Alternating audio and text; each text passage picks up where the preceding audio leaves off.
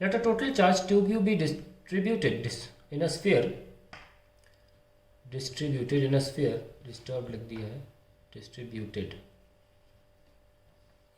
in a sphere of radius r with the charge density given by rho r is equals to kr, where r is the distance from center. Two charges A and B of minus q each are placed on diametrically opposite points at equal distance a from center. If A and B do not experience any force, then चलो देखते हैं question क्या कह रहा है. एक sphere है जिस पर टोटल चार्ज 2q है.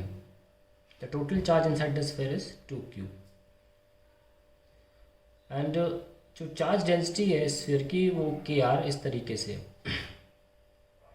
हमसे बोला गया कि दो चार्जेस माइनस क्यू वाले डायमेट्रिकली अपोजिट जगह पर रखे गए ए की दूरी पर सेंटर से. ये ए है और ये भी ए है. यहाँ पे भी एक माइनस क्यू रखा गया है. ऑब्वियसली माइनस क्यू इस वाले माइनस क्यू फोर्स लगाएगा, डेफिनेटली लगाएगा. और मान लेते हैं इसको हम फिक्स कर लेते हैं और इसको फोर्स लगाते हैं. तो कितना फोर्स लगाएगा? फोर्स ऑन सपोज ये पॉइंट ए और ये पॉइंट बी है. Force on minus Q at B due to minus Q at A is F equals to K. Repel करेगा इधर की तरफ. It will be this five K Q square by A two A का square. So will get K Q square by 4a square. पर यहाँ सवाल में दे रखा है ए एंड बी दोनों ही एक दूसरे पर कोई एक्सपीरियंस नहीं करते फोर्स, क्योंकि हमने एक को फिक्स कर लिया, हम एक ही भी स्टडी कर रहे हैं. यानी कि डेफिनेटली अंदर जो फोर्स होगा वो इधर की तरफ होगा. किसकी वजह से होगा? इस ए की दूरी पर इस कैपिटल क्यूब पे माइनस क्यूब पे इधर की तरफ फोर्स लग रहा होगा due to the electric field at this point B. तो यानी कि एक फोर्स होगा जो माइनस क्यू पे लग रहा होगा वो इनवर्ड लग रहा होगा. जैसे कि ये तो आउटवर्ड लग रहा है तो ये इनवर्ड लग रहा होगा. And that will be solved by Q into E at the location A. जो ए लोकेशन है उस लोकेशन पर हमें ई निकालनी पड़ेगी, क्योंकि ई वेरी करेगी, क्योंकि डेंसिटी कांस्टेंट नहीं है. सो ई विल वेरी एंड एग्जैक्टली उस ए लोकेशन पर, यानी कि जहाँ बी है जो सेंटर से ए की दूरी पर है, स्मॉल ए की दूरी पर, वहाँ की हमें इलेक्ट्रिक फील्ड निकालनी पड़ेगी. और फिर इन दोनों फोर्सेस को हमें इक्वेट करना होगा. तब हमें पता चलेगा कि वो ए एक्चुअली आर के टर्म्स में कितना है. ये इसका पूरा प्रोसीजर है. तो हमारा उद्देश्य अभी केवल एक चीज़ हो जाती है कि हम ई निकाल लें. आइए शुरू करते हैं. सो नाउ इलेक्ट्रिक फील्ड हम जैसे निकालते आए हैं. कैसे निकलती? K integration of D q divide by r square for any point inside r. Now we need to find out what is dq and which will be kr, क्योंकि हमें दे रखा है कि रो डी वी लिख रहा हूँ मैं. रो ये है और डी वी है 4 pi R square into D R. That will be Q. So we have 4 pi K. ध्यान रखें के इलेक्ट्रोस्टैटिक कांस्टेंट नहीं है. के एक अलग से दिया हुआ कांस्टेंट है. ठीक है, ये मैं इलेक्ट्रोस्टैटिक लिख देता हूँ, कंफ्यूज ना हो जाए नहीं तो, है ना. 4 पाई के और आर क्यूब का हो जाएगा आर पावर 4/4. ठीक है. सो हम टोटल क्यू निकालना चाहते हैं. और उसमें कितना है? अप टू आर तक कितना है? 0 से लेकर आर तक. सो we gate 4 pi K R power 4 divide by 4 cancel. We get pi K R power 4. That is the total charge we have up till radius, any arbitrary radius R. पूरे में नहीं निकाला है हमने, यहीं तक निकाला है. So we got r. Up to r हमारा चार्ज कितना, वही हमें यहाँ रखना है. पर यहाँ पे जो के है वो हमें सॉल्व करना पड़ेगा. वो कैसे सॉल्व करें?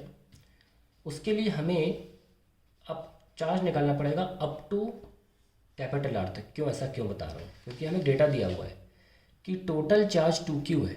अगर हम 0 से कैपिटल आर तक इंटीग्रेट करके इक्वल टू 2q रख देंगे तो इस के की वैल्यू आ जाएगी. ठीक है.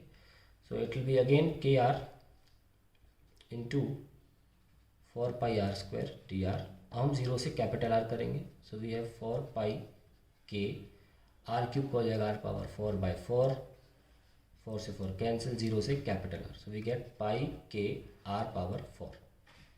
Now this pi K R power 4 हमें 2q के बराबर गिवन है, सो के की वैल्यू आ गई 2q upon pi capital R power 4, और इस लिहाज से हमें क्यू आर की जगह पर मिल जाएगा, q r will be pi छोटा r power 4 into 2q upon pi बड़ा आर पावर 4, पाई से pi cancel, so we get q r as 2q r power 4 by capital R power 4।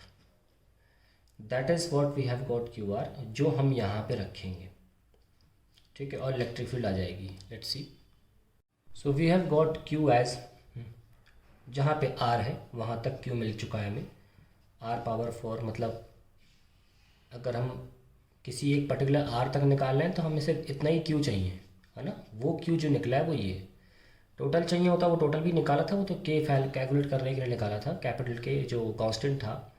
खैर अभी तो हमें आर तक का चाहिए, तो we write 2q r power 4 by, हमने पूरा सॉल्व किया यहाँ तक।